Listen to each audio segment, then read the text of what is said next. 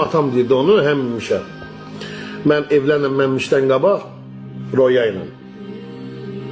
Bir dəfə harası getmişik, ya konsert idi, yoxsa hansı restoran şeyi də var idi, scenası var idi, müğənnilər var idi, tak bəli.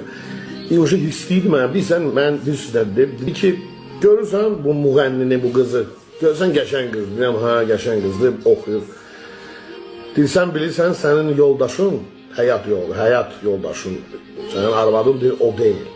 Deyirəm, niyə, nə fərqi var? Adamdır, odur, deyir, yox.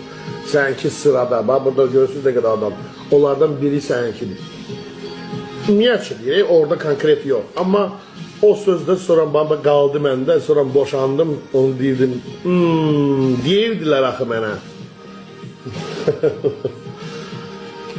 Çox sağ ol, mən səni evləndim. Любовь зла, полюбишь и кого, сами знаете.